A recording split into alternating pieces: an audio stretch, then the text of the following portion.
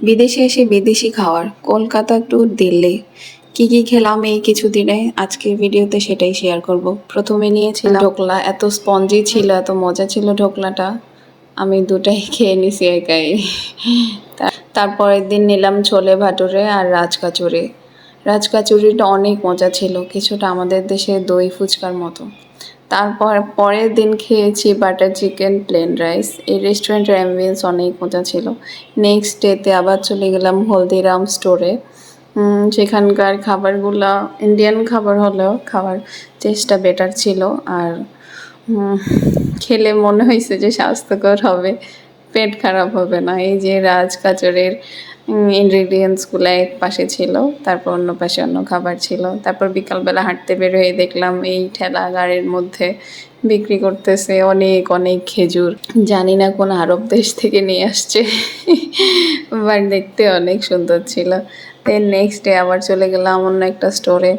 এখানকার মিষ্টির কালেকশন দেখে তো আমার মাথা ঘুরে গেছে, এত এত এত ভ্যারাইটির মিষ্টি ছিল, আর মিষ্টিগুলো এত সুন্দর করে অ্যারেঞ্জ করে রাখছে দেখে আমার এত লোভ লাগছিল।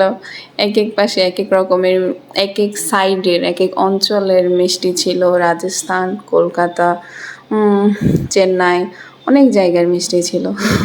আমি ভিডিও অনেক স্পিড বাড়িয়ে দিয়েছি, তারপরে শেষ হচ্ছিল না। তো আমরা সেখান থেকে জাস্ট পাস্তা নিলাম, বাচ্চারা পাস্তা পছন্দ করে, আর আমরা সমোচে সিঙ্গারা খেলাম। সিঙ্গারাটা আসলেই মজা ছিল। ভিতরে মটরশুঁটি আর আলু ছাড়া আর কিছু ছিল না, একটু স্পাইসি ছিল, মজাই ছিল। এখানে আয়াতের ঘুম ঘুম পাচ্ছিল, ওর বাবা ওকে ঘুম পাড়ানোর চেষ্টা করতেছিল, বাট দুষ্টুমি করতেছিল। হাই হাই, মিষ্টি তো আর শেষ হয় না। এদেশে মিষ্টির ভ্যারাইটি দেখে আমি আসলেই অবাক। এগুলা কি যেন ছিল, ঘিয়ে বাজায় কি যেন একটা নাম বলছিল, আমি ভুলে গেছি। প্রত্যেকটা মিষ্টির আলাদা আলাদা নাম ছিল। দেন আমরা কফি নিলাম, কফি খেলাম। দেন আমরা কিছু ফ্রুটস নিলাম। অ্যাকচুয়ালি এত গরম পড়তেছে, ফ্রুটসের বাইরে আমাদের কাছে কমফোর্ট ফুড আর কিছু ছিল না। দেন আলবিরার ইচ্ছা হলো সে ঝালমুড়ি খাবে, ঝালমুড়ি নিলাম। দেন আমরা চা খেতে বেরিয়েছিলাম। ওখানকার স্টোরগুলা একটু ডিফারেন্ট, এগুলো বেসিক্যালি স্ট্রিট ফুড বলা যায়। এখানে ছিল তান্দুরি চায়, আর এটা হচ্ছে কুলফি। কুলফি খাইনি অবশ্য, দেখে আমার পেট ভরে গেছে। তারপর আলবিরের ইচ্ছে হয়েছে সে পানিপুরি খাবে। ছিল মোটামুটি, পুদিনা পাতা আর মরিচের পানিটা আমার একদম ভাল লাগে নাই। আমাদের দেশে তেঁতুলের টকটাই বেটার আমার কাছে, আমাদের দেশের ফুচকার উপরে আর কোথাও লাগে না। তারপর আবার চলে গেলাম ফ্রুটস কিনতে। ফ্রুটসের দোকানে সেই নানান রকমের ফ্রুটস, কোনটা রেখে কোনটা নেব দেখে মনে হচ্ছিল ফরমালিনে ভরপুর। তারপর কিছু কিছু নিয়েছি। তারপরের দিন চলে গেলাম মোমো খেতে।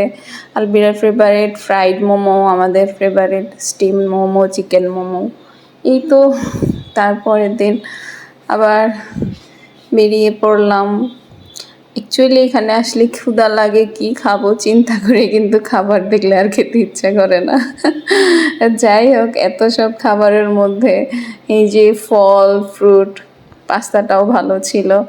এই যে অল্প স্বল্প কিছু খাবারের বাইরে অন্য কোনো খাবার খেয়ে আমরা শান্তি পাই নাই। এই চা কফি এইসব খেয়ে সময় কাটাতে হয়েছে। চিকেন, এই যে মোমো, এই সব খাবারের মধ্যে আমার শান্তি কি জানেন? এতদিন পরে আমরা এখানে একটা স্টুডিও অ্যাপার্টমেন্টে খিচুড়ি পাকাইছি, খিচুড়ি আর ডিম।